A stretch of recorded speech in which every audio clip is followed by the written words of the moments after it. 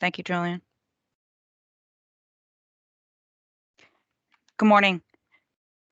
I'd like to call to order the meeting of the Municipal Accountability Review Board. It is February the 10th, and the time is 10:06, and we do have a quorum. I'm Kimberly Kennison. I'm representing Secretary McCaw this morning, and with me is Christine Shaw, who is representing Treasurer Wooden. For opening remarks, I just wanted to make folks aware, who probably are already aware, that the Secretary is not able to join us today with the opening of the legislative session. She's presenting the biennial budget. So while we're on that note about budgets, I just want to make those towns aware, for those mayors and the first selectmen, that asking you to please work with the OPM staff as we plan out the presentations for the upcoming months. As we know, this is a busy time, and would like to avoid some special sessions, special meetings of the MARB, and if we plan accordingly and we're able to deliver that, and that including the 5-year plan. Usually that is one of the areas that can get delayed. That's all I have for opening remarks. Christine. I have nothing to add, Ms. Kennison. Thank you, and good morning, all. Good morning. So the next item on the agenda is the public comment period. And during this time, if there are any members of the public that are attending this meeting, I ask that you'll have an opportunity to speak. If you wish to, I would ask the member of the public to please state your name and let me know the town that you reside in, and I will then recognize the folks that are here and ask that you limit your time to 2 minutes, as we have a full agenda today. Any public comments?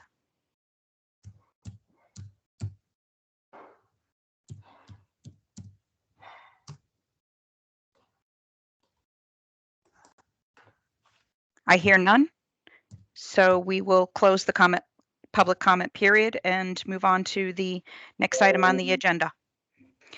And the next item is the approval of the minutes from January the 13th regular meeting. So moved. Saluciano. Thank you, Sal. How about a second? Bob White. Thank you. Any discussion?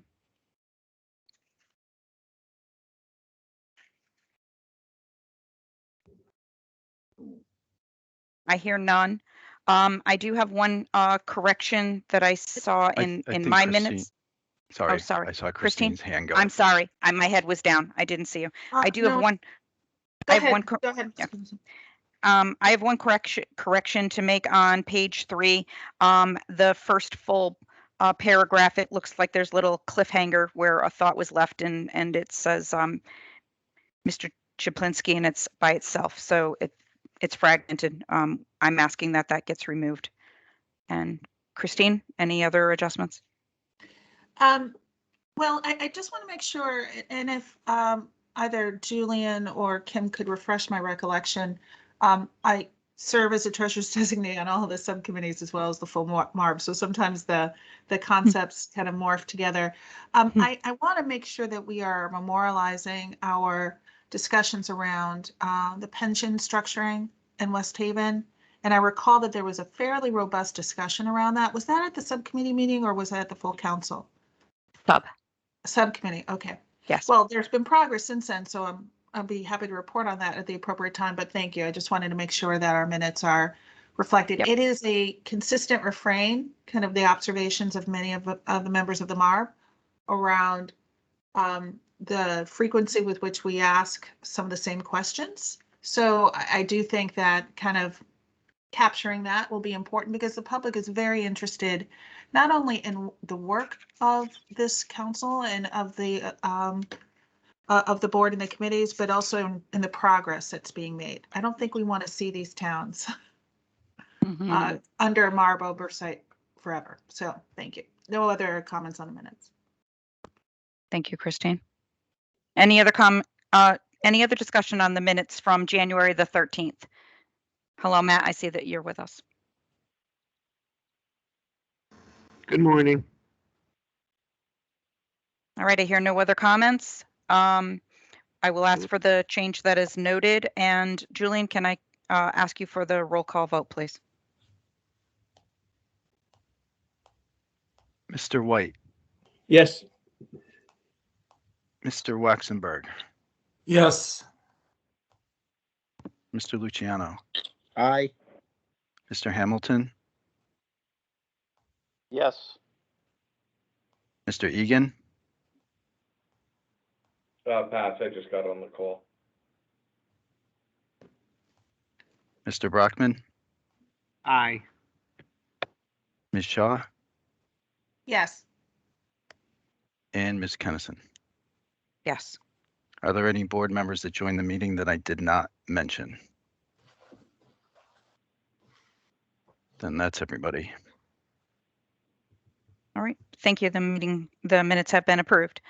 The next item on the agenda is the approval of the minutes from January the 27th. It is a special MARB meeting that took place to address one contract. So Can I moved. get a Yeah. Thank you, Sal. Second, please.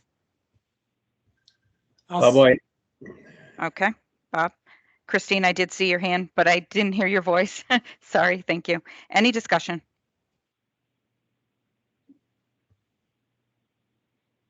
I hear none. Let's move on to a roll call vote, please. Mr. White, Yes. Mr. Waxenberg, Yes. Mr. Luciano, Aye.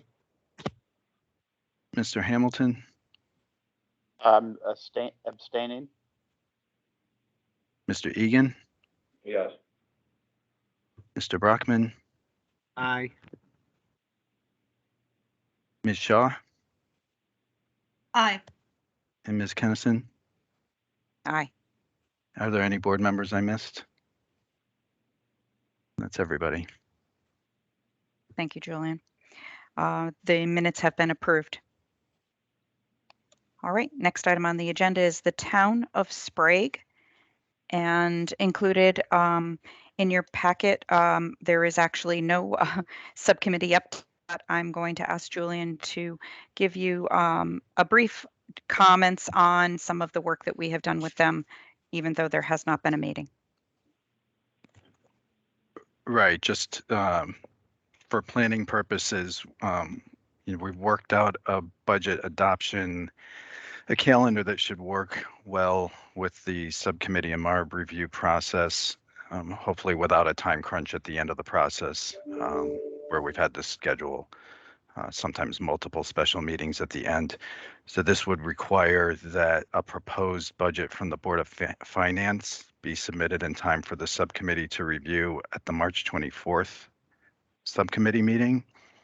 And then the process unfolds from there in a slightly different sort of set of steps than the other municipalities we work with. But I've spoken with the first selectman, Ms. Blanchard, about this, and it seems like we could accommodate this. It moves the proposed budget up by about a month. So hopefully that will sort of ease the time crunch.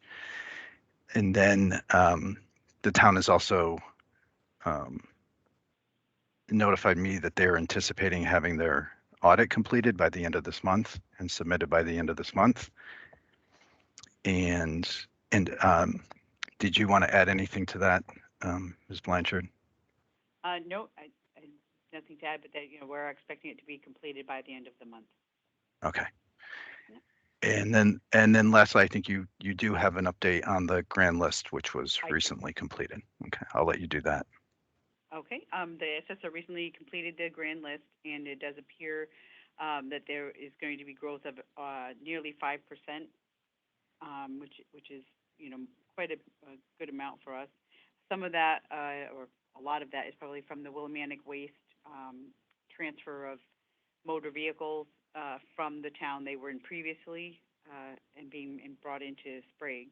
So that's going to increase our motor vehicle and personal property. That's where the majority of the growth was. That's good news. It is. That's very good news. All right. Then go ahead. Sorry, Julie. We do have a subcommittee with, we do have a Sprague subcommittee meeting this month on the 24th. And we would take our first look at the Board of Ed budget if it's available and ready to be distributed. And I believe that will be ready for that. Mhm. Okay. Thank you. I believe they voted on it last night, so. Well, very good. All right. The next item on the agenda is to review and to discuss the monthly financials for the month of December for Selectmen. So the revenues at the end of December were year over year pretty much the same. Expenditures were marginally higher, but not by anything noticeable. The other revenue sources of fees, permits, and interest income, and that sort of thing, are down quite a bit from the previous year. But the reason for that would be in the previous year, we had transferred in capitalized interest from the GO bond, and then there were multiple COVID reimbursements that were transferred in. So that was a change there. As far as expenditures go, most of them are right on range, but we do have a few that are higher. Town council is higher due to an ongoing legal case. Town repairs and renovations is quite a bit higher due to a sewer issue in the building. So those are just a couple of the things to comment on. And then also, just as an update, in the budget and in the 5-year plan, the budgeted surplus for this year was $178,000. We're estimating that that's probably going to be closer to $150,000 at this point, barring any other changes, but due to some of those other expenditures.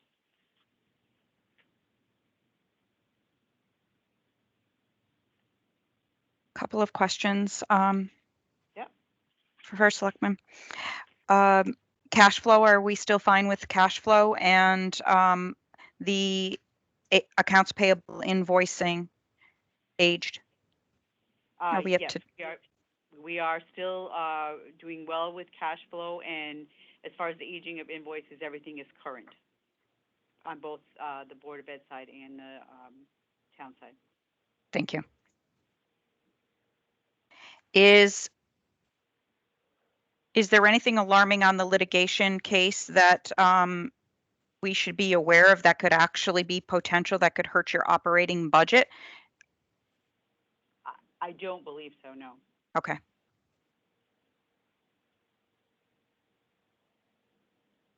That's it. Yes. I have a quick question. It's a fairly modest amount, but I was curious to know about this state, the pilot payment that was kind of double what was expected. Can you just provide some insights there?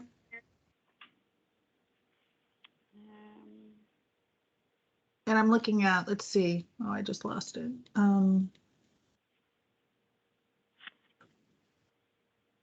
It looked like it was up by over 200% of what was budgeted, and I'm just curious to know what accounted for that. I'm just looking at it here now. It's on the first page. I do see it. I see it. Yes. State grants.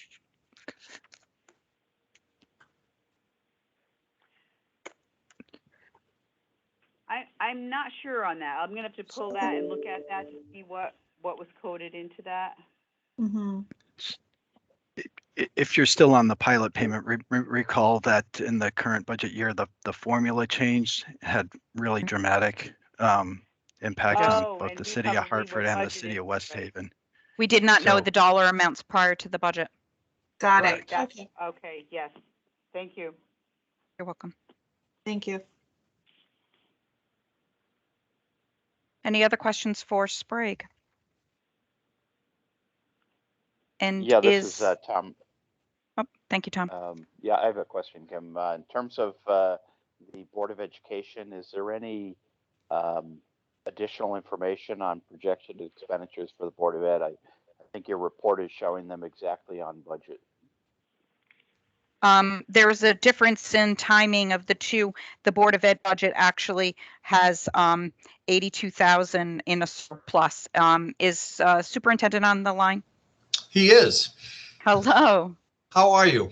Great. How about yourself? Very well, thank you. We anticipate that surplus on our side growing a little bit to about 1.25%, a little bit over $100,000. We're booking because we're just basically midway through the year. We're booking very conservatively, so it has a possibility to grow a little bit. Thank you. I think it's timing, Tom, about the information going to the city for the line item. So, but the detail in the Board of Ed, because we did get that information. Gotcha. Thank you. Yeah. So it's not reflected. The actual bottom line would increase based on the Board of Ed numbers. Right. Good question. Any other questions?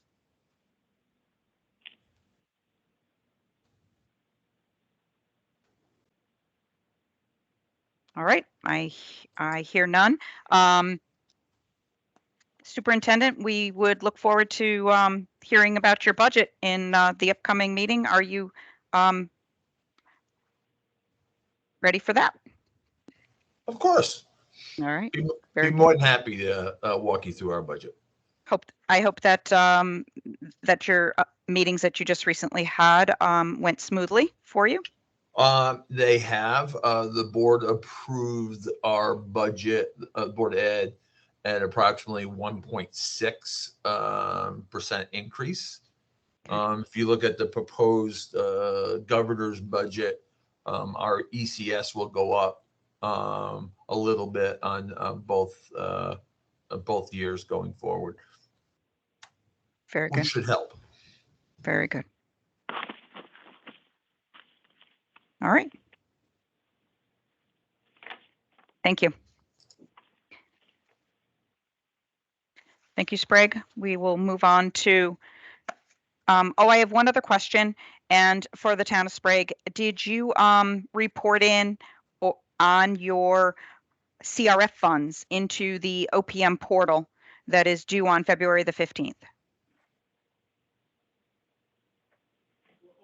We're almost done with that. It will be in before the 15th. Very good. Thank you.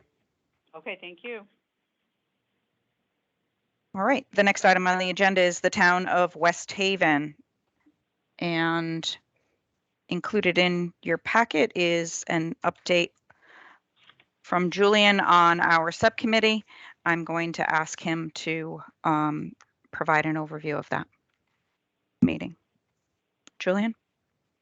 Yes, the January subcommittee meeting was quite similar in content to the December meeting. We had a brief update on the Resnick audit.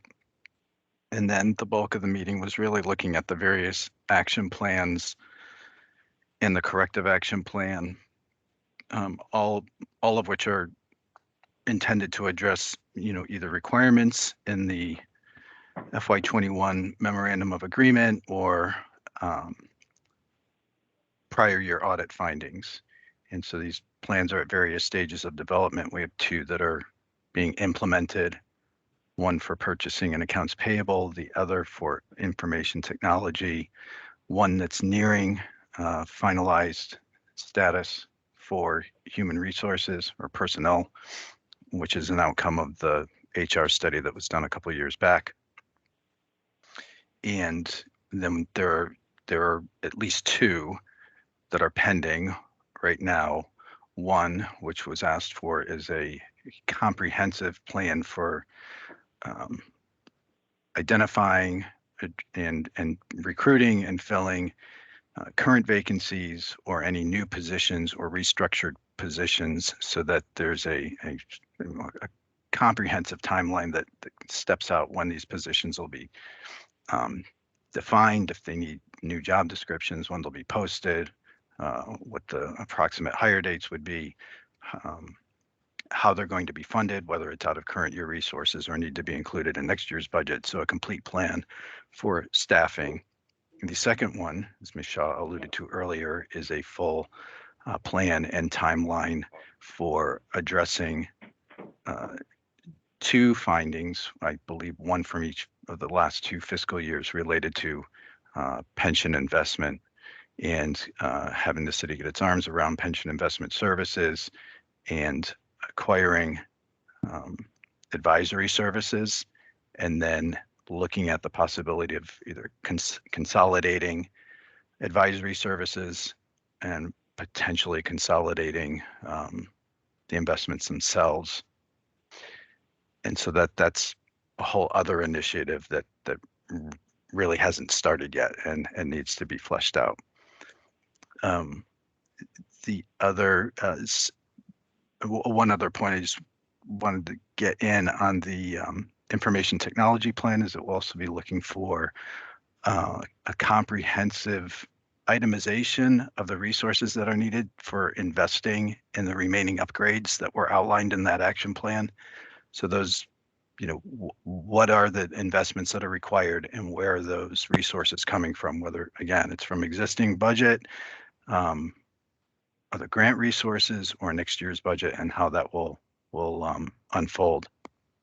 And then lastly, one of the discussion points in the meeting was that as the city develops these plans, implements them, to the extent that they involve developing new policies and procedures that are designed to address deficiencies or internal control issues, we will be having each of those go under some sort of external review, either with the city's current auditor, if they're able to do that and still maintain the necessary independence, or seeking some other external review, but that'll be a key part of that whole process. And then lastly, we received a brief update on the status of planning for the use of Arpa funds. And a draft plan has yet to be developed and submitted to City Council, but if the city would like to elaborate on that, that completes my update. Our next meeting is February 22nd. Thank you, Julian.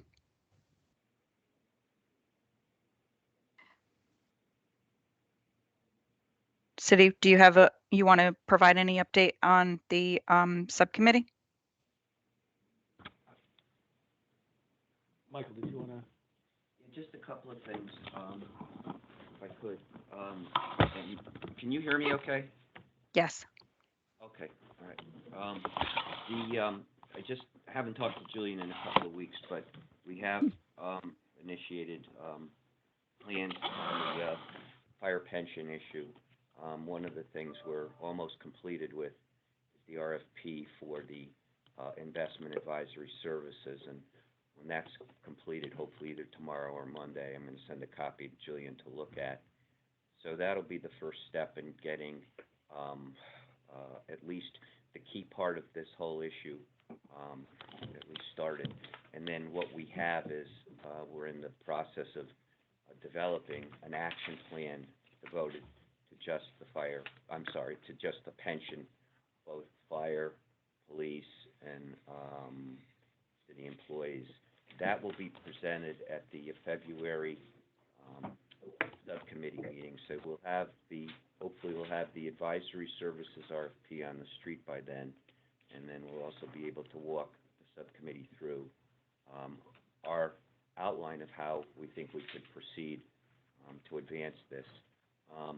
And then the other thing I did want to mention, and Julian touched on it just a little bit, is at the February subcommittee meeting, Pam Alvino, who's the new personnel director, is going to be presenting her action plan. And concurrent with that, and I see the mayor shaking her head because she probably has more information on this than I do. Separate and apart from this, she has an action plan that lists all of the key vacancies that we've been working on for the last few months, those that have been filled, those that are in the process of being filled, and those that she hopes to be filling in the near future. The good news is that since she's come on board, she's worked very diligently to not only get the postings out quickly, but also to significantly increase the recruitment efforts by using a lot of other resources, posting positions. One of the challenges she's had is that she's attracted candidates. In some cases, they just didn't meet the expectations that various staff had, and unfortunately, we have to go out and re-advertise. So those two things will be pretty well explained and at the February meeting, but I just wanted to let you know that they are being attended to, and we'll have a full vetting of those in 2 weeks. Thank you.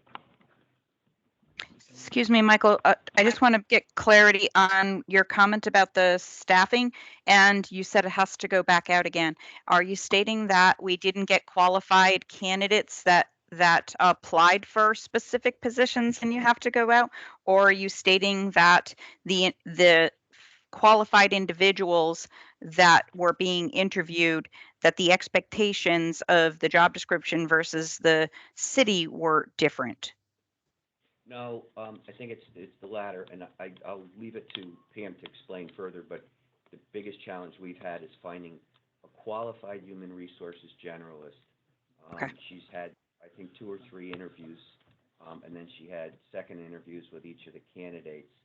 So the situation that you had indicated, the fit or anything like that, it was that they really didn't meet the needs of the job description, which is Understand. unfortunate.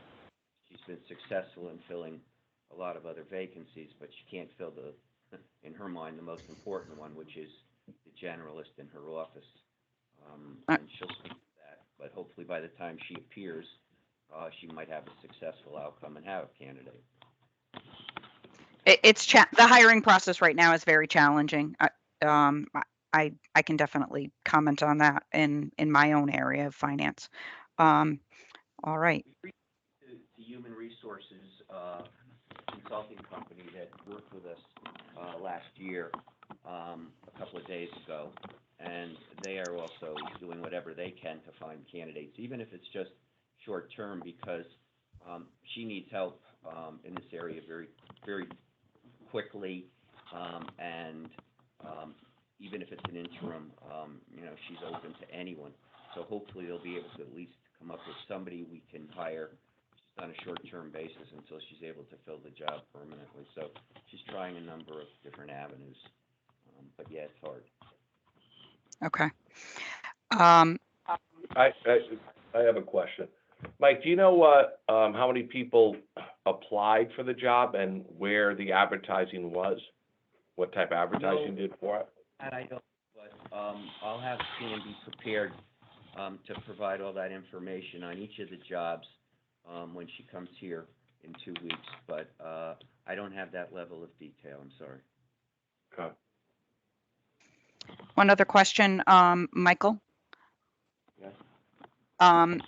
Regarding the RFP, you stated it was for the advisory services. Is it also including the investment management? Is it 2 RFPs, or are you planning or 1 RFP that will incorporate the both? Because it should be 2 separate individuals, 2 separate companies doing both those roles. And that's clearly understood, and that's always been understood. Okay. And this is preliminary. I talked to Julia, and I have to talk to the mayor and Frank, but the idea is to get the investment advisor on board and then have the investment advisor work with us to design what is best suited for the city in terms of, allocation of assets and so on, so that we can develop a RFP that mirrors what we really need, and then have that advisor basically act as the consultant who helps us find those managers that are best suited for Fabulous. the needs of the city. So that manager RFP won't be done for some time, and it won't be done without the input of the advisor. Very good. Thank you. Christine, is this the area that you wanted to comment on? I think that we're tracking and documenting how it is the city is sharing with us the progress on how they plan to more fully analyze these issues. And so, yes, I'm cautiously optimistic that we can really get to a place where there's real resolution. Many of the issues that we discussed with the city officials, they kind of just have a perpetual life. But I believe there is a finite endpoint where we can get to an answer, and I look forward to that. Thank you for your help with this too, Christine.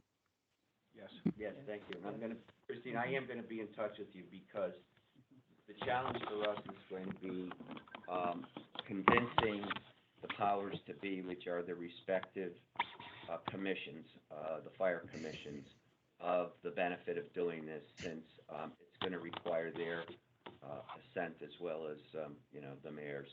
And I think that's where we're going to need somebody with some compelling evidence and information beyond anything that I think we're going to be able to convey. So that's where the real challenge will be. Michael, I think, excuse me, I think that, hold, excuse me, we're getting background noise. Michael, the fire districts just will need an education. And if we bring people in front of them and they understand what's forth, they can be successful at this. They have implemented the tri-districts. And so in that tri-district contract between all three of those districts, that is there. And it does state within that they would explore the combination of the investments, so for the pension. So I just think that, where people get reluctant is because they're not educated, and they need to be educated and they need to be brought along. I think if that happens, I think that it will become successful. And I would just add, go ahead.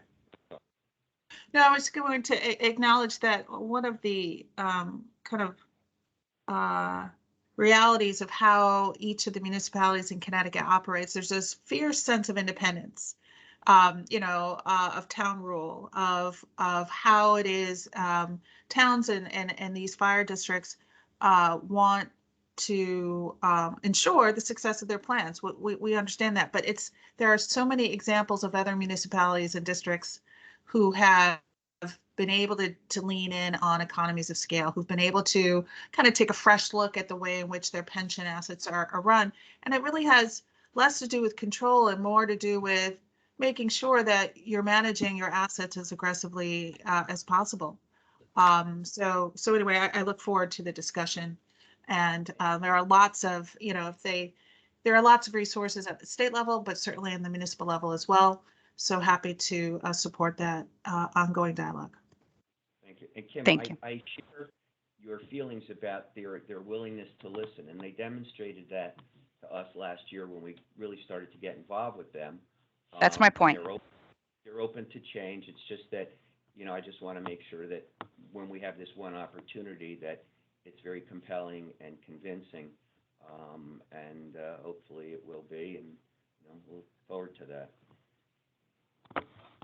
And excuse me, right. One thing last week, Christine, is fiduciary responsibility, and that's pretty significant, and that needs to be underscored, because while somebody feels as though they're doing the right thing, in their mind it might be, but it is not necessarily consistent with meeting the fiduciary responsibility, and that's an important thing to convey, and I haven't forgotten that.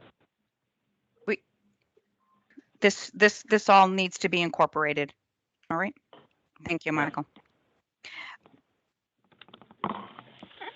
On the ARPA side, yes, ma'am. I was going to actually just report out as far as the positions and the information that I've gathered. So the Procurement Director, the offer is extended to a final candidate. We are awaiting a response that we do expect very quickly. And that is going to begin immediately as soon as notice is given. And it's funded through the excess money that we had because of pilot, once we had crafted our budget, and then when they rearranged the formula. So we do have the funds to cover that position. The tax manager, the offer has been extended to a final candidate, and again, we are awaiting response. And that also is going to, that is in the budget right now. That was an existing position that the person is leaving, and we are filling that position. The junior financial analyst, the offer has been accepted by final candidate, awaiting start date from the candidate. Again, this one is also in the FY22 budget. We do have the funding. Sanitarian 1 for the health department, final candidate identified, background checks in progress. And again, it's funded in the budget. And I'm then sorry, we'll I didn't hear that last position, Mayor. Forgive me. What was the last position before junior? After junior? Right, Sanitarian 1, that's going to be in the health department. Final candidate identified, background checks in progress, and that is totally funded in FY22. Then the HR/personnel generalist, as you know, we've been having difficulty with that position, getting it filled. So interviews have been conducted. However, no final candidate has been selected, and the advertising continues. And again, that is funded in the FY22 budget. Assistant building officials, we have 2 vacancies, and advertising continues. CDA housing specialist, interviews are in process, and we have a potential strong candidate that has been identified. Purchasing specialist/buyer, position has been reposted, and we are going to continue to advertise that. Excess pilot funds, again, with the recalculation is what's paying for that, because that position was not in our budget, so that is funded. We're able to pay for it in FY22. Public Works driver/laborer, advertising continues. Public Works secretary, we have 2 internal applicants that have posted. We're awaiting the decision from the manager to interview.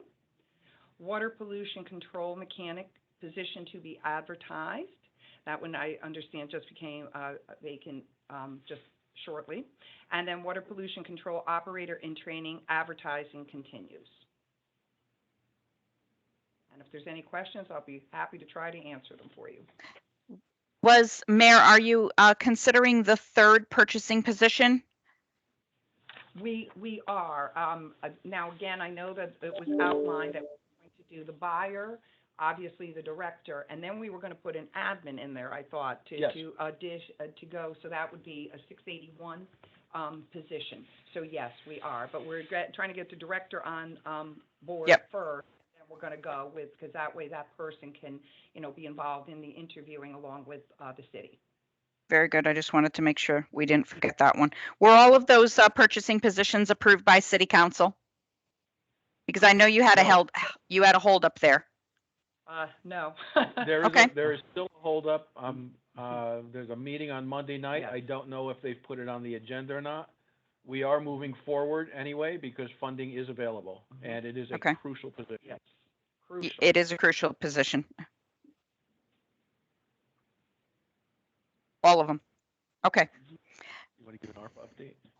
Any other? Want to go to Arpa? Yep. Yes, Arpa please. Update.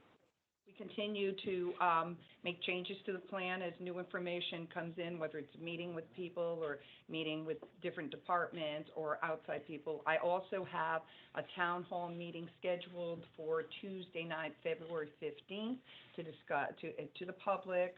We're advertising it because we'd like to get a decent group there to see if there's any different ideas that I don't have in the plan. And then, as I said, we're going to finish it up, and we will be releasing the plan within the next 6 weeks to the City Council and to the MARB and to the public. Thank you. Any questions from the board members before we move on?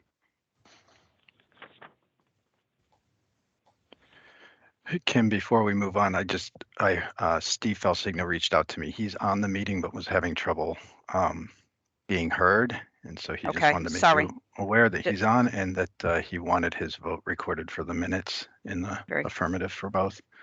Thank you. And he has some questions for the city of West Haven that he'll hold for the subcommittee meeting. Okay. Thanks. Thank you. All right. The next item on the agenda is for me to provide you with an update on the Cone Resnick audit. Julian had touched on it. Last month I had reported out on the status of it, that they needed to complete all of their work by the end of January, or they would collide with their regular audit that is going on. I can tell you that Cone Resnick did not complete their field work by the end of January, and that they were back on site again this week. They did collide with their the city's internal auditor, their external auditors. They were there at the same time. So I can state that Cone Resnick still they've received their documentation. However, there is a struggle with the documentation not tying to, like, payroll records, not tying exactly into the reported items that were initially reported for the CRF report. And so Cohen has asked the city to complete a reconciliation to tie the report to the actual reportable. I think that we'll probably have a follow-up meeting on that and make sure that there is clarity of what needs to be done. We do not want to pay Cone Resnick to do reconciliation. They're a large cost to us, and this stuff should be readily available, but I understand that it is a struggle for the city and has been an ongoing struggle for the city to get the information on this. Why is that? Well, I think that we have learned that, with the vacancies of staff and the lack of policies and procedures, and probably what you're hearing all along, which has been noted in the audits, are the items that still is going to take time for them to get up and fixed. And I know that they've been working on this, but I think staffing issue has been a very large part of this. And again, we all know that of the allegations that are out there of what transpired at the city. Any comments from the city? Yeah, I would say that also a piece of that, Mr. Egan, is that the payroll records also include the Center District and West Shore. So trying to get that information, since we do not control that payroll system, we don't control anything around those departments. So we were provided initial information as to employees that were paid overtime for COVID, for working COVID to cover people who were quarantined. Cone Resnick did ask for copies of the payroll registers to ensure that people did actually get paid. Those payroll registers were provided, and now they want us to go back and pull out the pieces of that register that represent the numbers that were actually submitted. So it's a dissection process that we are trying to get through.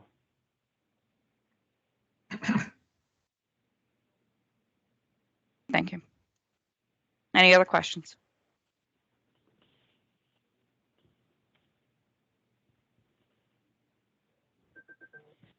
So I just want to. How long are they estimating? At this moment, until they have the documents and the field work is completed, we know that there will be an extension. And at this point, I do not have a date of what that extension is. We've just learned of it. And until they have the documents, it will move the timeline.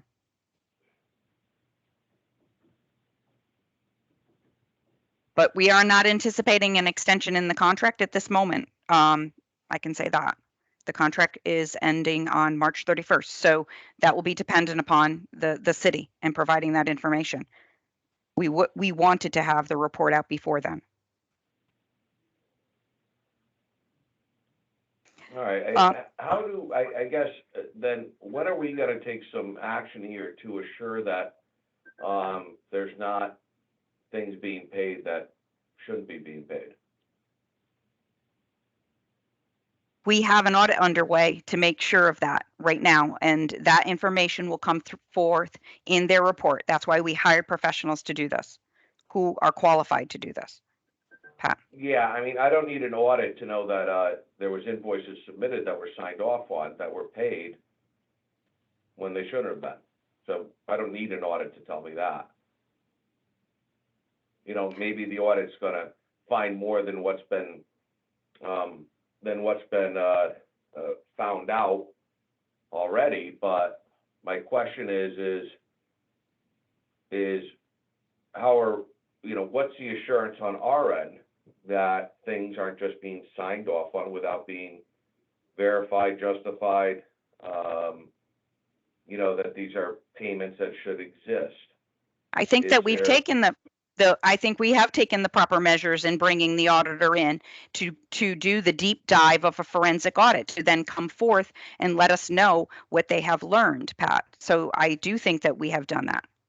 And that's the reason the secretary asked for this and for this to be done.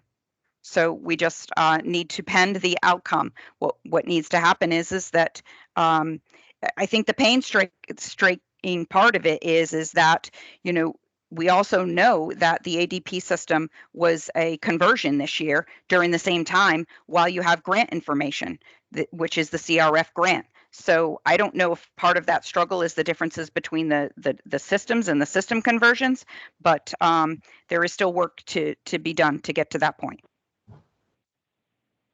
Yeah, I understand all that. What I'm talking about is invoices that get submitted, that get signed off on, that are paid, there was actually, you know, not proper, that was fraudulent.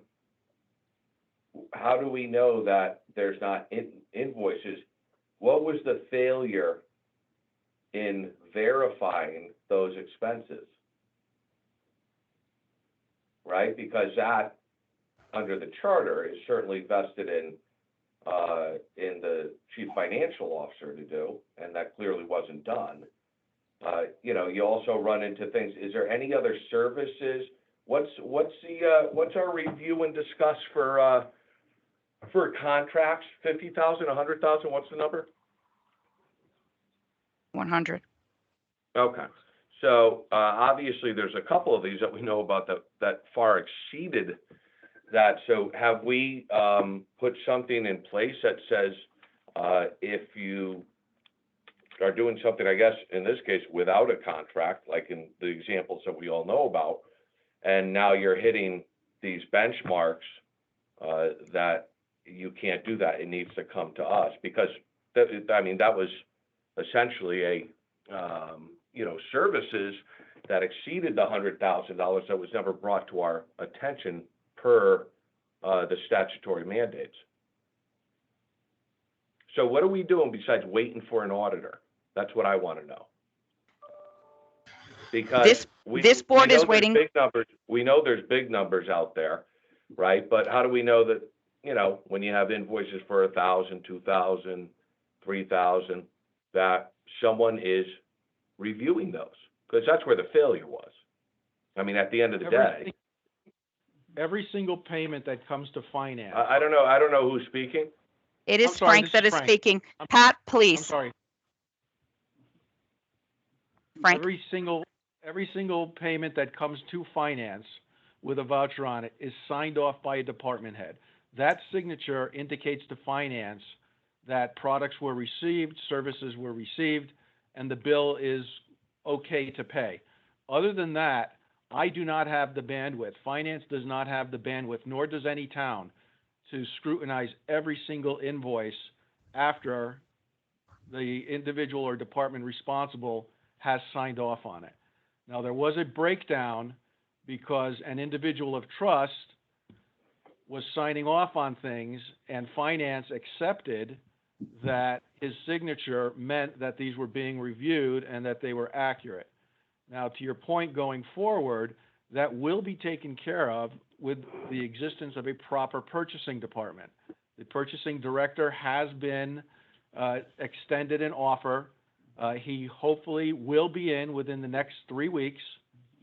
And at that point, procedures can be definitely put into place. Now, the city has also begun its upgrade around purchasing and procurement policies with the help of the consultant Wilma Petro. We have had meetings with all of the department heads to review what the changes in policies are, to walk them through that. We had a meeting yesterday with the police department, since they have unique requirements around purchasing. I can tell you it was a very productive discussion. We were able to assuage some of their fears. We were able to glean off of them some of the uniqueness around their procurement needs. So we are moving forward with this. As far as bills, the mayor's office is reviewing every invoice that comes up to us signed off by a department head over $5,000 to be have a second set of eyes on it before it comes to me, and then my signature goes on the document authorizing accounts payable to actually pay the check. Very good. Thank you, Frank. I see two hands. I think, hold it, Patrick. Patrick, we have two people with other hands. Oh, okay. Sal, I can't, Sal. can't go. I'm sorry. They've been waiting. Thank you. This is kind of a follow-up to what Pat Egan's point is, I believe, and that is, you know, and I said this before, you know, this has been an ongoing problem and should have been in place years ago. If you buy 4 tires before you pay the bill, you make sure you have 4 tires. So I don't understand, you know, why that is so difficult. And I think that's Mr. Egan's point. Having an auditor go in will find out what other things have been paid for without, you know, without actually receiving the products or the services. And that's great. But Pat's point is there a procedure in place now that will verify that that before you pay a bill, you got what you're paying for, either in services or product?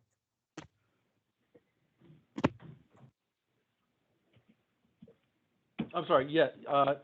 Yes, we have reached out to the departments. We have told them in no uncertain terms that they will be held liable for any bills that they have sent to us that are not accurate or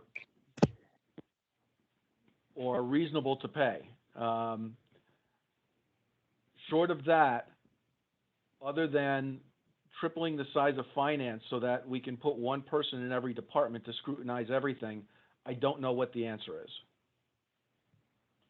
At some point, accountability has to be with the departments. And they need to be held accountable. And if not, then justice has to be served or they get terminated. That's what has to happen. Well, let me just finish up my point, and thank you, Sal. You're correct. That's exactly what I'm saying. You know, I think that it's like we're waiting for the audit. Great, we'll find out, I guess, to whatever degree how deep it goes, what funds were misappropriated and not correctly paid, but the problem comes is that if that's an issue with finance, the problem comes is that, one, I obviously wasn't always in the cases that at least everybody at this table is aware of, it wasn't department heads, right? 2, before there was an authorization before the council to have Representative DeMassa start signing these things, he was doing it prior, unless I missed that authorization. That was when his wife was, you know, getting paid for things. And 3, the fact is, at the end of the day, is I don't know how it gets discovered then. So let's just assume that a department head is doing the same thing that that we know has been done already. So I don't know how it gets discovered unless, you know, another reporter FOIA's documents and brings it to the city's attention. I don't know how it gets discovered that something fraudulent wasn't going on. And 4, ultimately, and if it's an issue with the ability of the Director of Finance to assure that you know, any claim or charge or voucher or whatever it is against the town is proper, because that's his duty. Okay, that's his duty under the charter, and he's signed off on over $800,000 that at least is known that has been fraudulent. So I guess that's my quandary here, is that department heads signing off on things. We're just taking it for, I guess, it must be okay then. And until we find out they did something wrong, there's no other, hurdles for anybody to get. Once the department head green lights it, it's just signed off on and paid.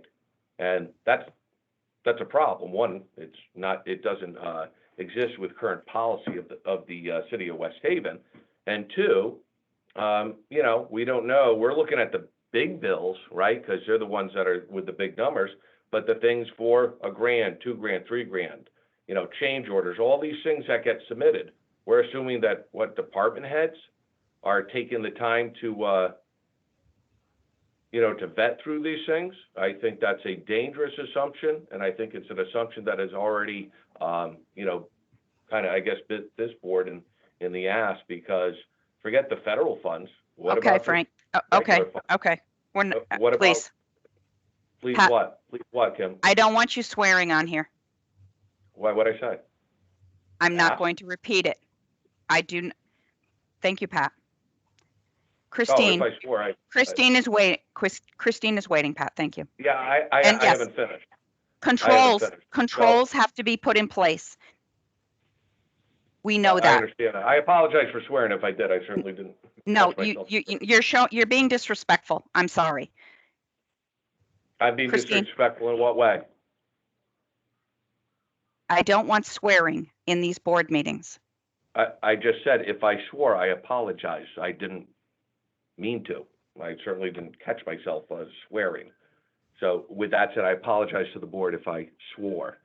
But so to just finish my point, so I think that's the overall problem. We know there was bills paid that were bad, and that the audit is going to pick that up. It will. But the question is when are those controls going to be put in place? How do we know it's not ongoing if we're relying on other people? That is the job of an auditor. And yes, controls will be put in place, okay? Or further steps will be made. And that has already been mentioned as well by the secretary, okay? That is what this board will then make a decision on once we get the outcome of that. Now, excuse me, Christine, it is your turn. Thank you, Ms. Kennison. And I just want to kind of echo the comments of both Misters Egan and Luciano, and to make abundantly clear that the objective of this audit is not only a retrospective look at how funds were expended, but an analysis of the current framework of financial controls in order to get at what Misters Egan and Luciano are talking about, which is how can we be assured that these are not ongoing weaknesses in the city's financial controls. I think everyone is clear that there is a prospective element of this review and a retrospective element of this review. And the reason why we're engaging in this exercise is in order to ensure that the misappropriation of city funds does not happen again, that we address the structural weaknesses. So I just want to be very, very clear. There's look back, there's the look forward, and we are not going to engage in this exercise to waste anybody's time. The objective here is to get at the root of the problem. I appreciate Mayor Rossi and the city officials who are endeavoring to give us assurance until we get that audit report. But you're right, Pat, there's like this interim period.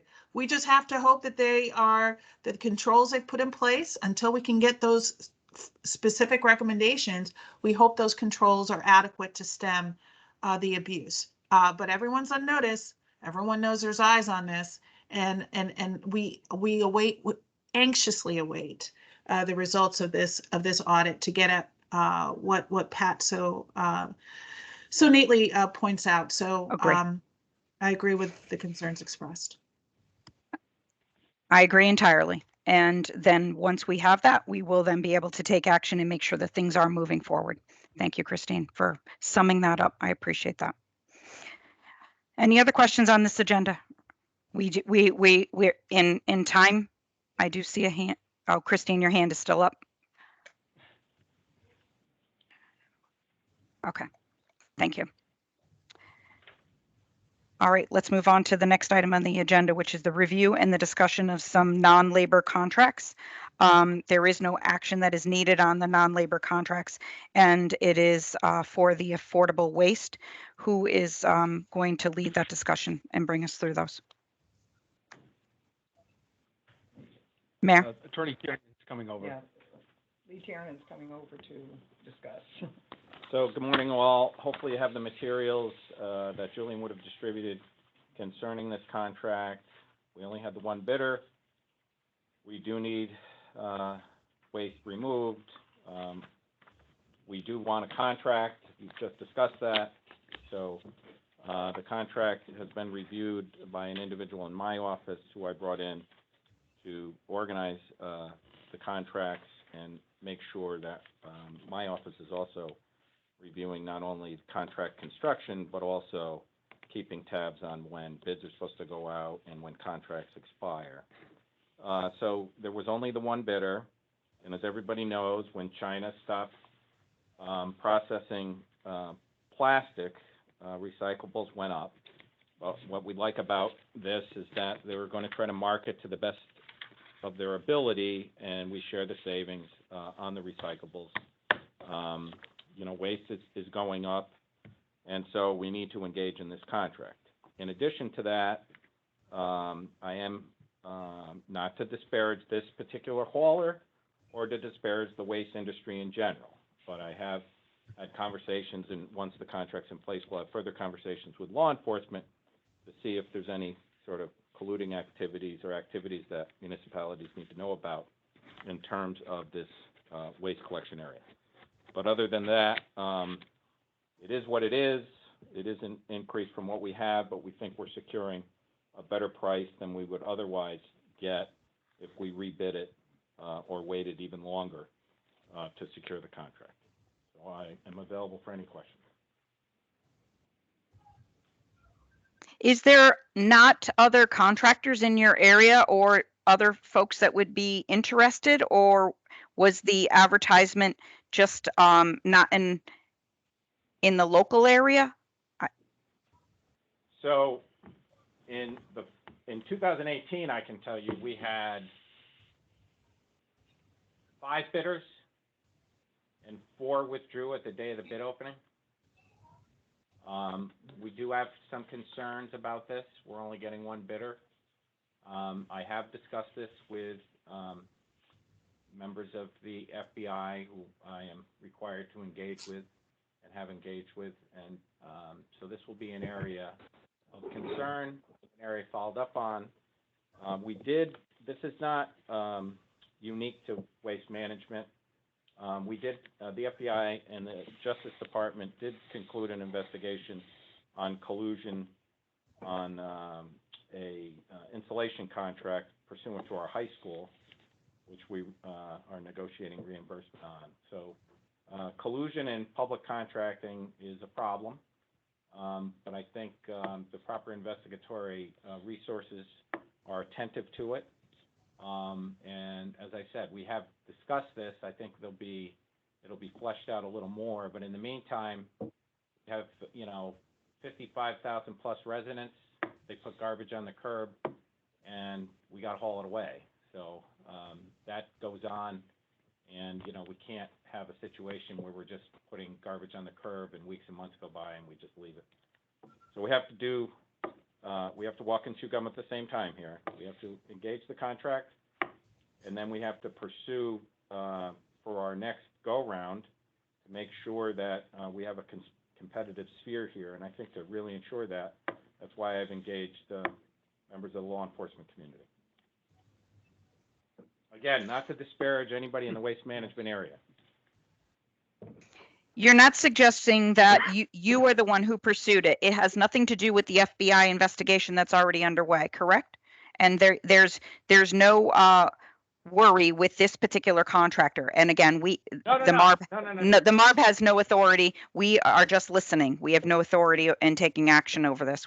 It's an awareness, but No, it's just, okay. so I've been involved in 2 bidding processes with waste, with our waste hauling, right? So the first one is what I explained, where bidders withdrew. Now I have a second one where I only have 1 bidder. So now I'm going to, have a discussion. We're going to do this contract. I have no reason to believe anything is untoward. I have no evidence that anything is untoward, but I'm going to have a conversation with, law enforcement to see if there's some area of investigation that needs to take place so that we have a more competitive sphere here. Or maybe it is what it is. Maybe the world of waste hauling is changing. We are also simultaneously pursuing to have a transfer station in one area in town. I'm foreclosing on a piece of property in order to help with that, and consulting with Deep so that we have a good transfer station. And we're also looking at other areas where we might be able to make the recyclables, and we've already have an organics capacity at our transfer station, so organics hauling is already decreased in our city. So we're working simultaneously on other objectives. But in order to make sure we're getting as many bidders as possible, like I said, I think I'm at a point where I think it at least deserves a review by law enforcement. Maybe they review it and they say there's nothing to see here. But in the meantime, we need to engage in a waste hauling contract so that the city is being properly attended to. Knowing that you're having that discussion, one other question is, then do you have a clause where you can get out should any of this changes need to happen? You're asking for a 2-year plus 1. Yes, if there was evidence involved in the collusion, the colluding party would have to pay restitution to the city. So, and that happened with the insulation collusion that the Justice Department investigated pursuant to the high school. So, that's included in the contract. Yes. Okay. All right. Any questions from the MARP members?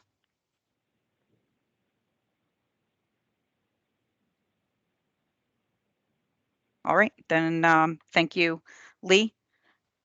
We can move on to the next item on the agenda, which is a review and discussion of the monthly financial statements. Thank you, Ms. Kenneth. You're welcome. You all have the financial report that was sent to you. We continue to monitor the revenues that are coming in as well as the expenditures. You can see that on page 2 of the report, the individual line items, movement up or down from the original budget. We are still maintaining that the property taxes will come in on budget. There is some indication that those numbers will come in a little higher than that, and that is based on the timing that you can see on page 3. By holding the budget, it would indicate that the taxes would be at roughly 63% of the year, which is slightly higher than the 5 years before that, which would suggest that the tax revenues, if timing holds, should come in a little higher than that. So as the year progresses, we may adjust that number going forward. From an expenditure side, from what I'm seeing being submitted and processed, we are seeing some higher expenditures, especially in the police department. That is mostly overtime. We have seen on both the city and the sewer has seen a dramatic increase in general liability and damage claims that have been submitted. On the sewer side, I understand it's more than likely related to sewer backups into homes, etc. So that is being looked at. I have talked to risk management just to verify that things are being categorized correctly. So we will stay on top of that. Overall, for the city, we are still projecting a surplus for the year of approximately, at this point, $1.2 million. And that is driven primarily by the excess pilot funds that came into the city based on the new calculation that was anticipated but not known to the definite numbers during the budget cycle, so it was not included in the budget. So that is an upside to the city. From the sewer perspective, you can see that revenues are the same story. We are in line. We are not projecting any variances there. On page 9 there, you will see that the health and liability insurance is well over the projected budget. And again, we are looking into that. Some of the lines, for example, the FICA and the pension, some of that is being reported in new lines based on the way ADP is handling numbers. So we have made adjustments for that in the forecast. At this point, given what I'm seeing, I'm projecting a slight deficit in the sewer fund. So we will stay on top of that. I have reached out to the town engineer to see if we can get an understanding of everything that's going on there. Allentown Fire Department, another good story. They are projecting, or we are projecting, a surplus for the year. That again being driven by the higher than budgeted revenues coming in through the pilot calculation. You'll see that we have put down a deposit on the new fire truck for Allentown that is reflective in the capital outlay line. That was in the plan, in the budget. Revenues, we are expecting a FEMA, the grant, to be refunded to the city once all of that information is compiled and sent to them for reimbursement. The final 2 pages of the report are what we have started providing to the City Council. It is the balance sheet funds for the Arpa funding, the money that has been received by the city. You can see the revenue coming in. There are no expenditures against that. This will be provided on a monthly basis to the council and to the MARB. We did complete the interim filing for the federal government that was submitted on January 27th.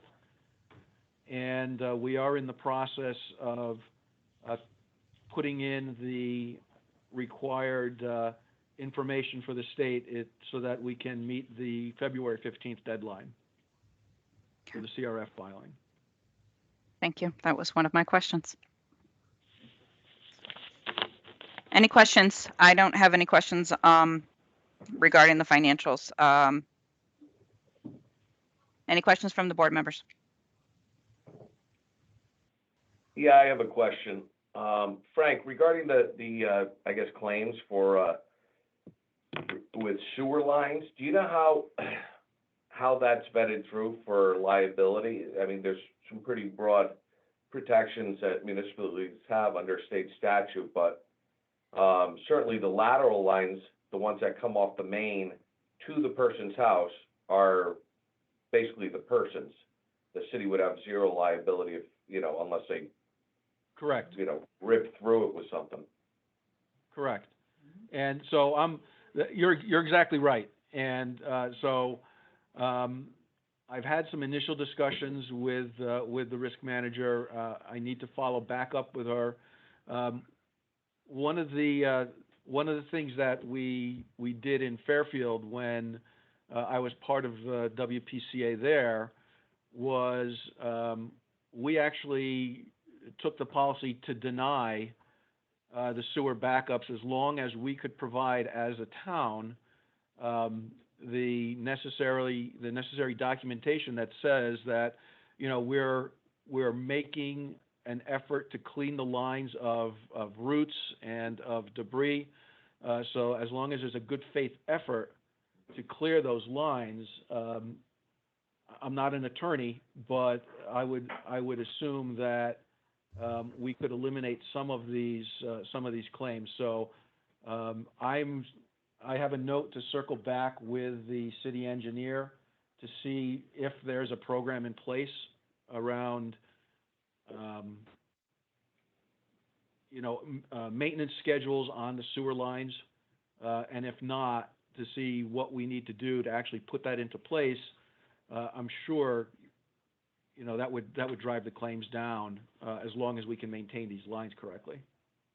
Correct. Are you talking about the main lines, Frank? Yeah, the main line. So if there's, what we were seeing was some of the backups that we did pay out on were because of roots that had gotten into the lines themselves. It was creating a backflow into the house.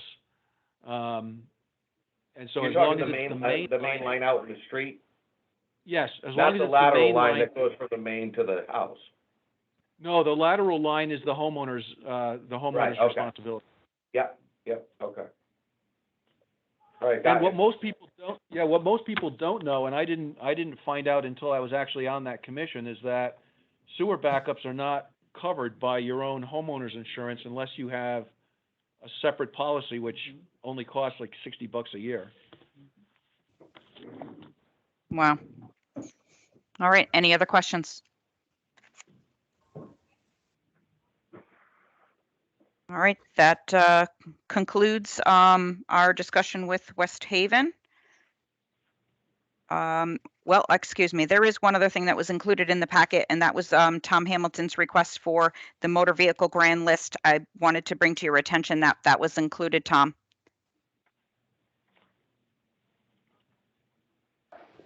Yes, I see that. Thanks. Okay, I wasn't sure if you had any questions regarding that, if you're all set. Yep, I'm good. Okay, thank you. All right.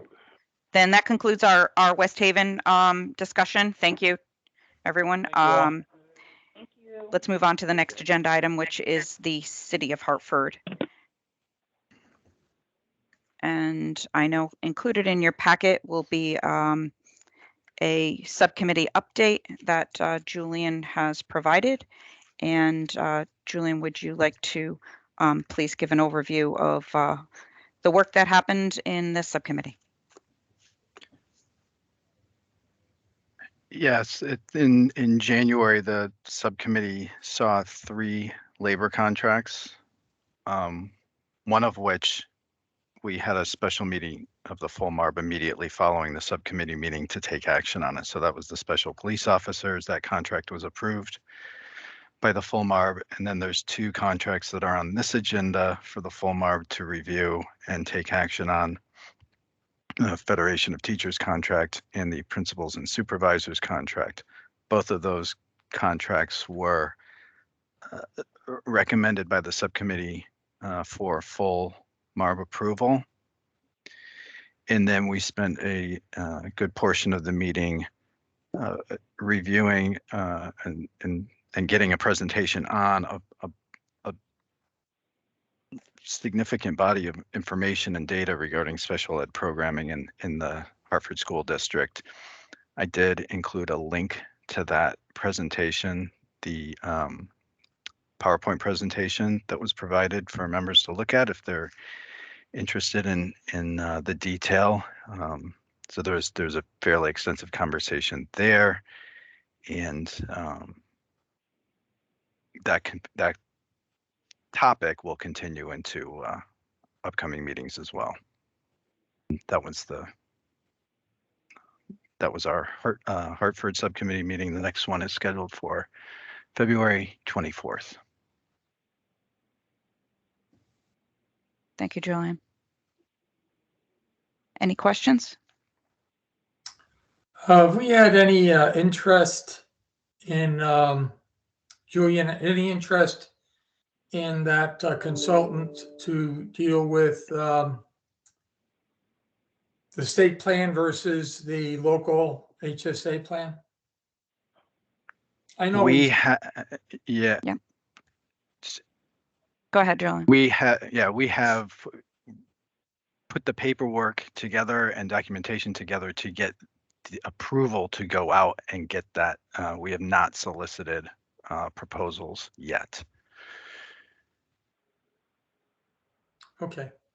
But there's a, I assume, you have in your shop some sort of a time schedule for that to occur then?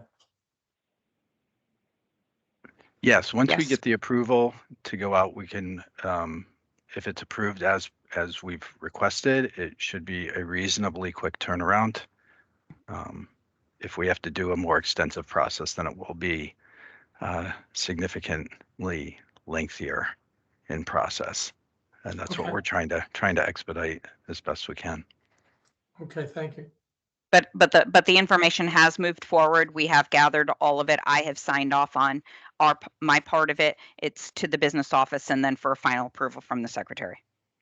Thank you. You're welcome. All right, any other questions? All right, I hear none. Let's move on to the next review, discussion, and possible action of labor contracts. The first one being the Hartford Federation of Teachers, as Julian had mentioned. This contract covers about 1,600 Board of Ed employees, and the current contract expires on June 30th of 22. The tentative agreement has been reached on the successor contract with the terms of July 1st, 22 that will go through June 30th of 2025. The tentative agreement has been approved by the union and also the Board of Education. The MARB has the authority today to either approve, reject, or take no action on this agreement. The subcommittee has voted to recommend to this full board approval of the contracts, and that happened at our January meeting. So now I will ask either the city, the Board of Ed, to provide us, the MARB, with some background on the contract and the details.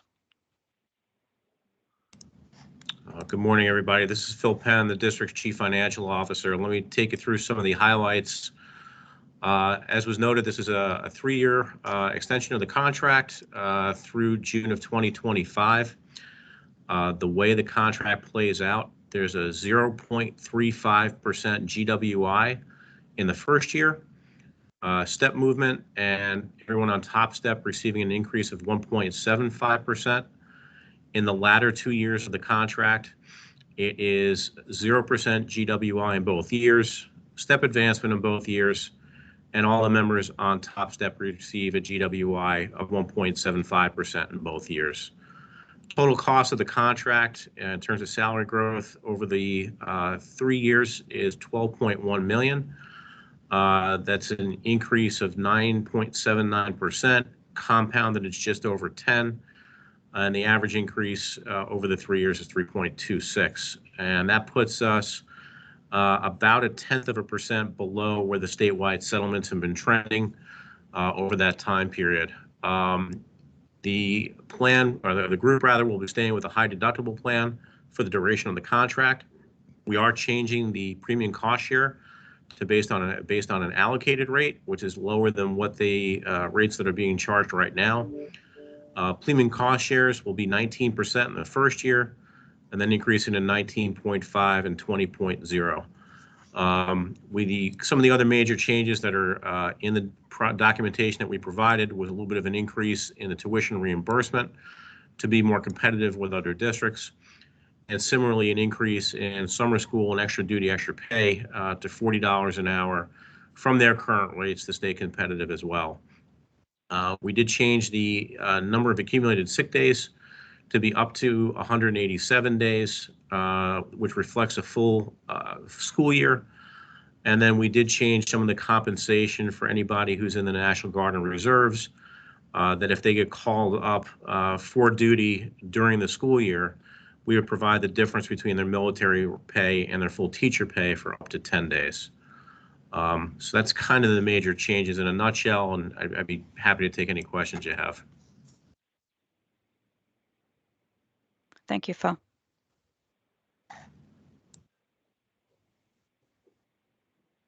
Any questions? What was the sick time before you bumped it up? You went to 187, you said? What was it prior to that? I'll respond. It was 187, like you said. 175. It was 175. That's exactly right. Oh, okay.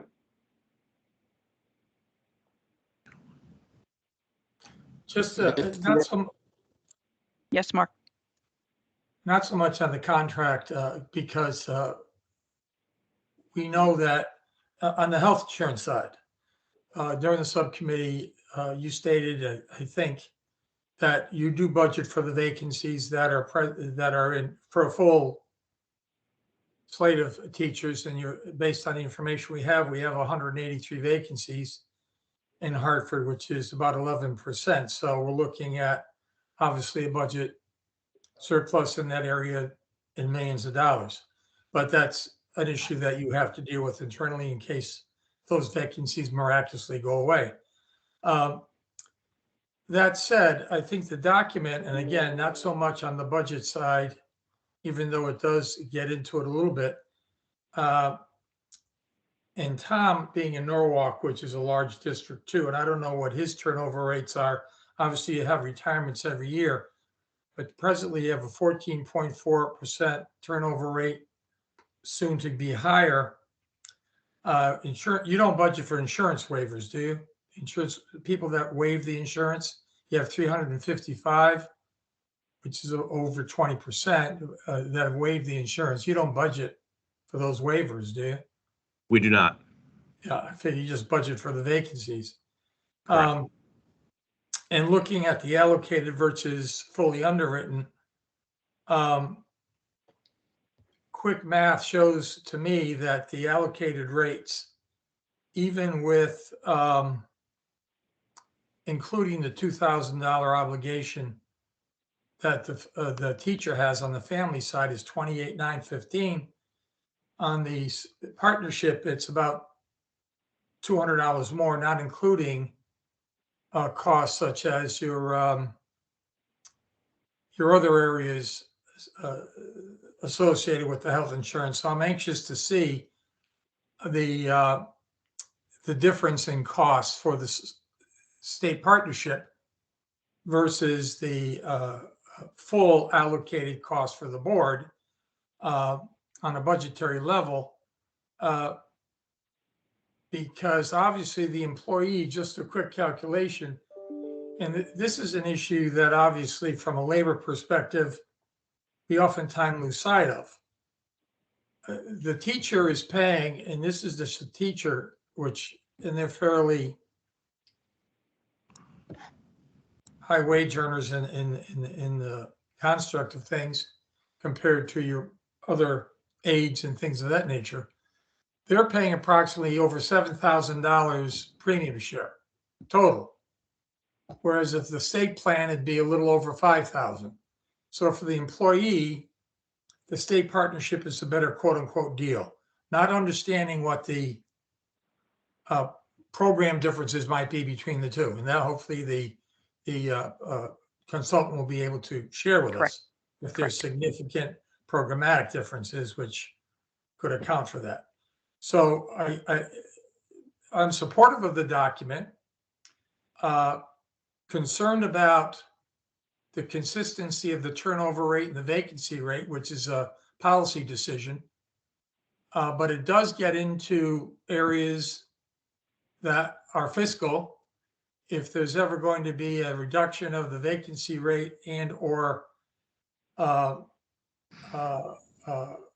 attrition, one may have to look at the policy of how we quote unquote compensate those teachers to make it more attractive to attract the best and have them stay. I haven't asked for, and I won't ask for, where are they leaving? In other words, are they leaving within the first 5 years, or is it just standard retirement attrition?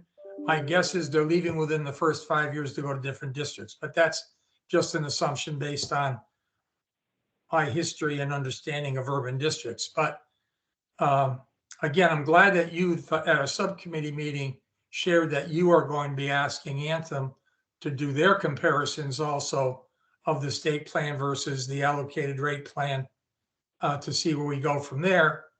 And maybe some midstream bargaining, as we saw in other cities, may have to occur or may occur if we find that it's more advantageous for the board and for the employee to move forward in that direction. So I appreciate all your help in that area.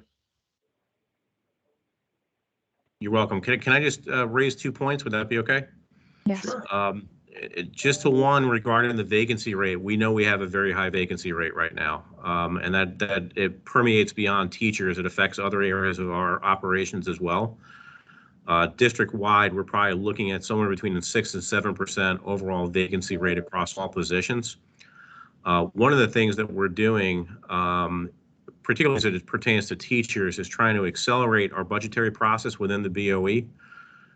We started a month earlier than we did in any of the past years. We are looking to finish this up next week with a Board of Ed vote on our budget, which would then allow us to go out mid-semester to graduating college students and make an offer that's not contingent on passage of the budget, which is where we have been in prior years. So that's a pretty significant impact in our ability to lock up people during sort of peak hiring season. And what we know is that we've been at a competitive disadvantage versus other districts by being late in that process. And as far as the turnover goes, you're correct. I mean, there's obviously a percentage of this that's attributable to retirements. But what we generally see is that if we lose a teacher, we're going to lose them in the first 7 years that they're here. If we can keep them to year 7, we tend to keep them for a long time. So there's a lot of work going on internally to look at the teaching role to say, how do we get better supports for the teachers that are sort of early district or early career or a combination of both to make sure we improve that retention over time. Thank you. Thank you. And definitely thank you for accelerating it and recognizing that you were at a disadvantage. This is really good news and very strategic. I appreciate that, Phil. Luciano, motion to approve. Oh, thank you, Michelle. Can I get a second, please? Second. I'm sorry, who was that? I did have a. Oh, you That did. was, Pat. Okay. Okay. Further discussion. Yes, Tom. Yeah, I did have a question, or I guess a comment, Phil, in terms of your cost analysis. I expect, or my assumption is that you have not built staff turnover into those numbers. Is that correct? So from a actual practical standpoint, given the fact that there is staff turnover, there are going to be people who retire, typically somebody who's going to go out, lower on this or go out higher on the scale, new person coming in lower on the scale. Therefore, the actual total cost to the district over time is likely to be a little bit less than that 12 million that you're showing here, because the assumption in your cost analysis is that everyone that you have on board currently stays on board. Is that correct? That is absolutely correct. We assume a stagnant population of people as we roll forward through the analysis through the contract years. But you're 100% right. If you look at our turnover rates and what they've been over the past 5 years, we know that a pretty significant portion of that will change over during time. Now, given my prior comment, we hope to slow that rate going forward. But clearly the impact overall is going to be something less than the 12.1 million, which is kind of, I don't want to call it worst case scenario, but it's the maximum amount we would pay out as a result of that. Correct. Okay, great. That's all. I just wanted to sort of put that on the record, and I will be supporting the contract. Thank you. Any other discussion? All right, I hear none. Let's move on to a roll call vote, please. Julian, over to you. Mr. Waxenberg, Yes. Mr. Luciano, Aye. Mr. Hamilton, Yes. Mr. Egan, Yes. and Mr. Brockman. I believe he might have had to leave, but he might still be on. No, he did tell me he had to leave, and he said he was supportive of the contracts. Ms. Shaw, Yes. Mr. White, Okay. Ms. Kennison Yes. and Mr. Felsigno, he was having trouble being heard. He did email me to say he was going to abstain on these anyway, but okay. Then I believe that's everybody. Are there any board members I missed?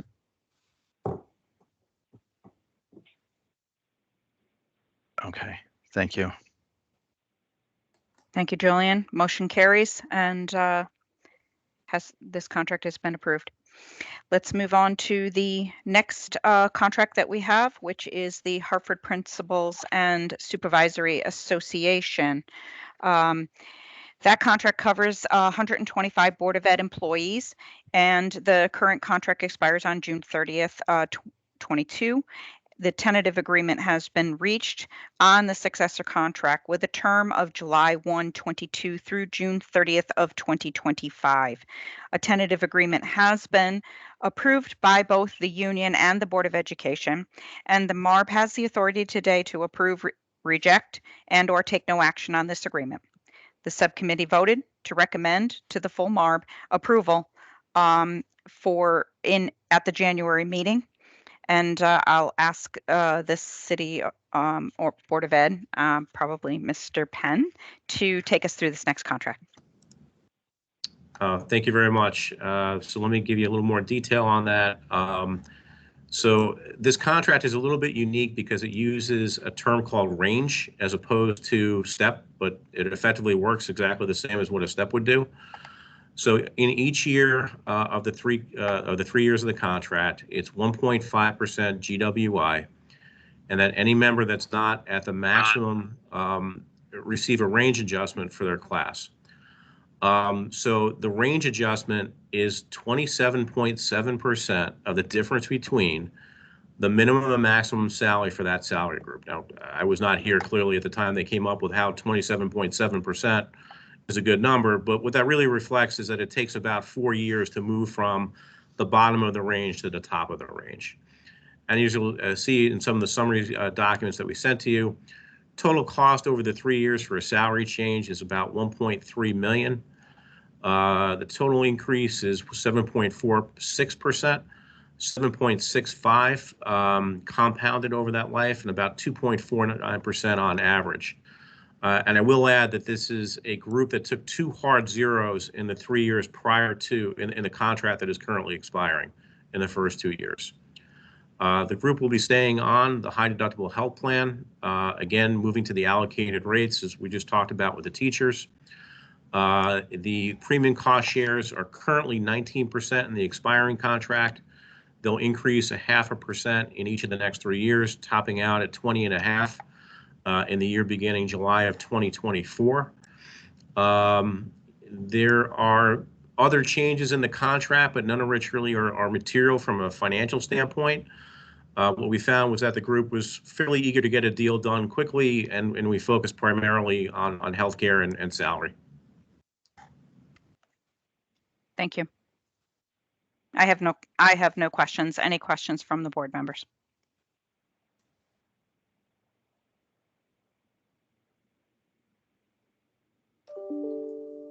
Move to accept. Thank you, Mark. Appreciate it. Can I get a second? Second, Saliciano. Thank you, Sal. Any other discussion? I hear none. Let's move on for a roll call vote, please. Julian, over to you. Mr. White, Yes. Mr. Waxenberg, Yes. Mr. Luciano, Aye. Mr. Hamilton, Yes.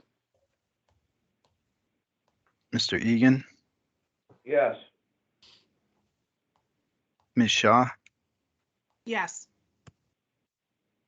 Ms. Kennison, Yes. and are there any board members that I did not mention? Okay, that's everybody. Thanks. All right, the motion carries. This contract has been approved. Thank you. Thank you so much.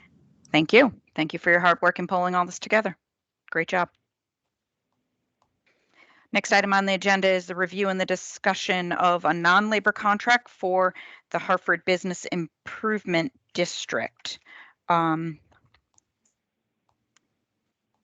And does the city, this contract is between the city and a business improvement district for services to be provided within the district. Is somebody here at the city going to, there you are, Jennifer, to provide us with an overview?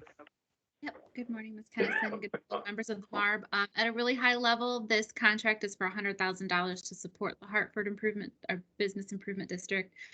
They've been around for decades. They provide services such as the downtown beautification, recruiting businesses to come into downtown and things of that nature. This $100,000 contract was included in our budget that was passed, so this is not in addition to anything that we were not banking on. That is definitely a line item in our budget. And I can answer any questions that anybody might have.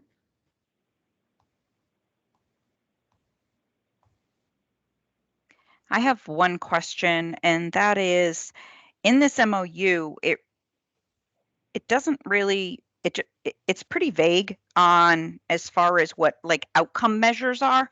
Like, do they have to provide you with a report or anything for the funds after they're done, or is it known that, you know, based on, you know, you see landscape, that there are central park areas that you know that are staying clean unless you hear a complaint otherwise? I'm just wondering about performance measure on a contract. Yeah, it's my understanding that this is more, it's essentially a donation for them to continue on the work that they do. So I don't believe that there is a request for a report back, but I can follow up and get that information if that's helpful. Okay.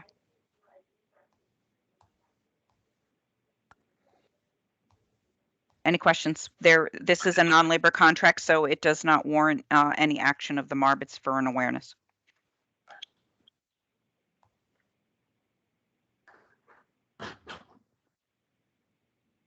All right, I hear none. Then the next item on the agenda is to review and discussion of your monthly financials. All right. Sorry, I'm pulling up my notes here. My screen's not big enough. So in the essence of time, I will do this really high level, and then if anybody has any questions, we can absolutely answer individual questions. Overall, from P5 to P6, we saw an increased favorability, or a change in our favorability, by about $1 million of improvement. So our net favorability is now $348,000, which is right in line with where we were last year at this time, which was around $250,000. So we continue to be in line. We don't expect to see a deficit by any means. The big changes from last period to this period, we increased our prior year property tax revenue projections by about $2.5 million. This is taking everything that we have collected so far year to date through January, and then I estimated about $400,000 per month through the rest of the year. That's really conservative based on what we've been seeing, but we wanted to at least show, you know, that we're definitely seeing more. It's one of those wild cards. So that's definitely coming in favorable. We also added $61,000 for the MTS revenue, which is the folks that have out-of-state license plates but seem to live in Hartford. So that's an addition as well. We did decrease our revenue by the MRSA, the municipal revenue sharing amount of $1.4 million, as it's our understanding that we won't be receiving that this year, although we did budget for that. So we took that out to make sure that we can continue to stay conservative. So that's on the revenue side. As far as current year property tax revenues, those continue to be very strong, but we don't want to change our projections for that until February closes because of the timing of how things are coming in. So just know that it is coming in strong, but there's nothing reflected in our report to show that just yet. But we don't have any concerns at this time. On the expenditure side, our payroll expense, so this is a big bucket, right? It's got your salaries and overtime and those kind of things. We changed the favorability. We decreased our favorability by net $4,000. That is because we saw about $1.35 million in attrition savings, but our fire overtime and our police overtime we adjusted this month for what we thought would take us through the rest of the year. So those numbers were fairly large. So those offset to a net of a $4,000 decreased favorability. But we do hope that the fire and the police overtime are now set for the rest of the year. We don't expect those to go up or down right now. We also had some benefit cost projections that have become a little more unfavorable based on because of the increases that came in through contracts. We needed to adjust for some CMERS payments and things like that. So again, to continue to be conservative, we increased that by about $100,000. And then that was all offset by a decrease in tipping fee and other disposal costs that we're seeing now. So we decreased that by about $155,000. So all in all, we are about $1 million more favorable this period than last period. And with that, I can take any questions. I don't have any questions. Any questions from the MARP members?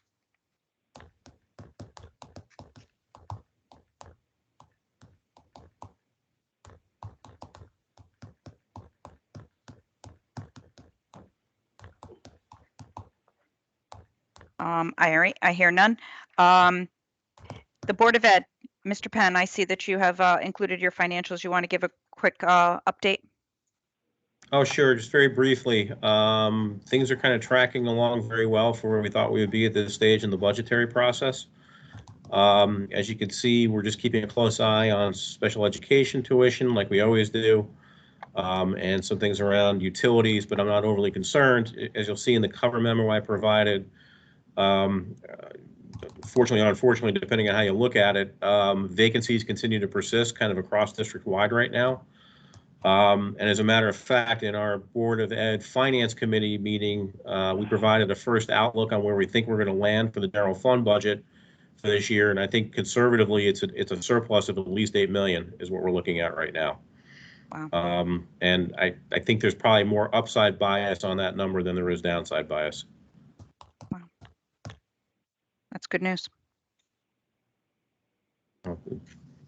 Much better than going in the opposite direction. Yes, for sure. Oh, definitely. And thank you for the detailed on the grants report. I really appreciate that and like the format and that you provided.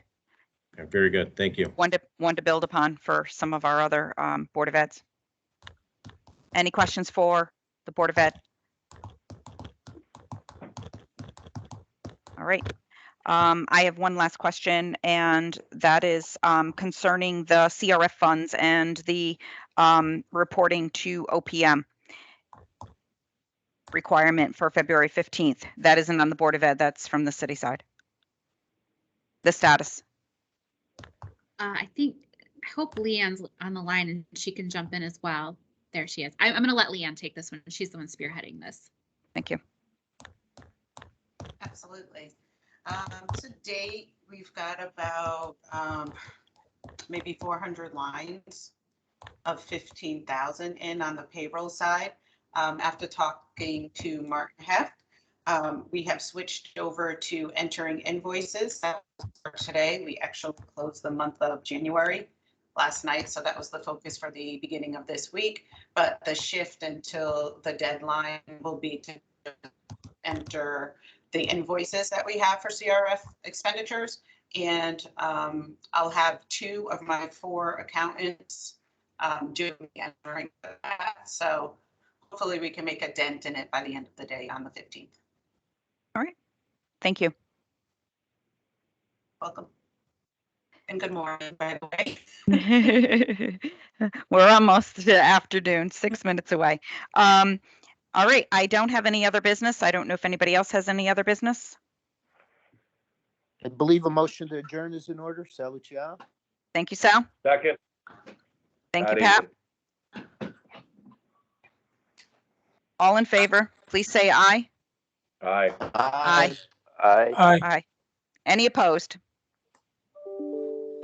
All right, this meeting has adjourned. Thank you all. Stay safe, everybody. You too.